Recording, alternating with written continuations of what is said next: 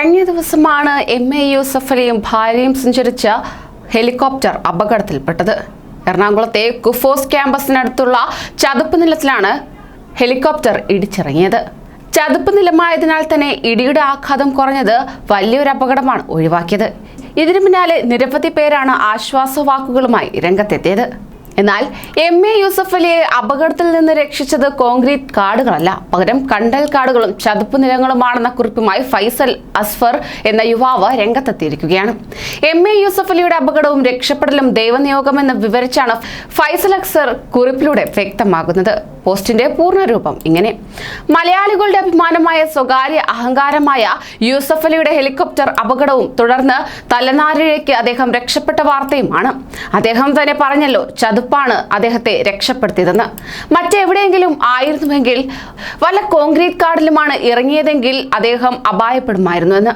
എന്തായാലും യൂസഫ് അലിക്ക് കണ്ടൽ കാടിന്റെയും ചതുപ്പ് നിലങ്ങളുടെയും കായലിന്റെയും പ്രകൃതിയുടെയും ഒക്കെ വില ഇപ്പോൾ മനസ്സിലായി കാണും. കോടിക്കണക്കിന് സമ്പാദിച്ച ശേഷം കോടികൾ മുടക്കി കായലിനെയും പ്രകൃതിയെയും വെല്ലുവിളിച്ച് രാഷ്ട്രീയക്കാരെയും മറ്റും വിലക്കെടുത്ത് കോടികൾ മുടക്കി കോൺക്രീറ്റ് കാടുകൾ കെട്ടിപ്പൊക്കിയാൽ ജീവൻ രക്ഷിക്കാൻ സാധിക്കില്ല എന്ന് പതിനായിരക്കണക്കിന് ആളുകൾക്ക് തൊഴിൽ നൽകുന്ന അദ്ദേഹം ഒന്നുകൂടി ചിന്തിക്കുക, മനസ്സിലാക്കുക. ഇപ്പോൾ തന്നെ ഏറെക്കുറെ മനസ്സിലായി കാണും അദ്ദേഹത്തിന്. ഇപ്പോഴെങ്കിലും പ്രകൃതിയിലേക്ക് മടങ്ങാൻ അദ്ദേഹം തയ്യാറായാൽ ഒരുപാട് അപകട മരണങ്ങൾ കൂടി ഇല്ലാതാക്കാൻ അദ്ദേഹത്തിന് സാധിക്കും. ജീവനുണ്ടെങ്കിലല്ലേ പതിനായിരക്കണക്കിന് ആളുകൾക്ക് ജോലി ചെയ്യാൻ സാധിക്കൂ. ഏക്കർ കണക്കിന് കായലും റോഡും കയ്യേറിയുള്ള നിർമ്മാണ പ്രവർത്തനങ്ങൾ സാധാരണ ജനങ്ങളെ എത്രമാത്രമാണ് അപകടത്തിലേക്ക് തള്ളിവിടുന്നത്. ഈ തലമുറ മാത്രമല്ല, വരും തലമുറകൾക്ക് കൂടി ദോഷമാണ് ഇതുപോലുള്ള കായൽ കയ്യേറ്റങ്ങളും പ്രകൃതിയെ നശിപ്പിക്കുന്നത് മൂലമുണ്ടാകുന്നത്. അതുകൊണ്ട് ബഹുമാനപ്പെട്ട യൂസഫ് അലി, അങ്ങയോട് ഒരു അപേക്ഷയാണ്. അങ്ങയുടെ ജീവൻ രക്ഷിച്ച അതുപോലെ വരും തലമുറയിലെ ഒന്നും അറിയാത്ത സാധാരണക്കാർക്ക്, പിഞ്ചു കുഞ്ഞുങ്ങൾക്ക് പോലും ദ്രോഹം ചെയ്യുന്ന പ്രകൃതിയെ നശിപ്പിച്ചുകൊണ്ടുള്ള നിർമ്മാണ പ്രവർത്തനങ്ങളും മറ്റും നിർത്തിവെക്കുക.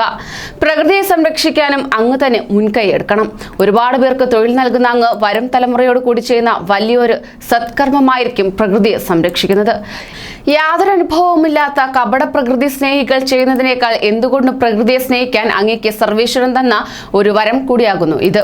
ദൈവത്തിന്റെ കയ്യൊപ്പ് പതിഞ്ഞ ഈ ഹെലികോപ്റ്റർ അപകടം. ഇനിയെങ്കിലും അങ്ങ് പ്രകൃതിയെ സ്നേഹിക്കൂ. പ്രകൃതിയെ സ്നേഹിക്കാൻ മറ്റുള്ളവർക്ക് പ്രചോദനമാകൂ എന്നും അദ്ദേഹം കുറിക്കുകയുണ്ടായി. കൂടുതൽ പ്രവാസി വാർത്തകൾക്കായി ഈ ചാനൽ സബ്സ്ക്രൈബ് ചെയ്യൂ.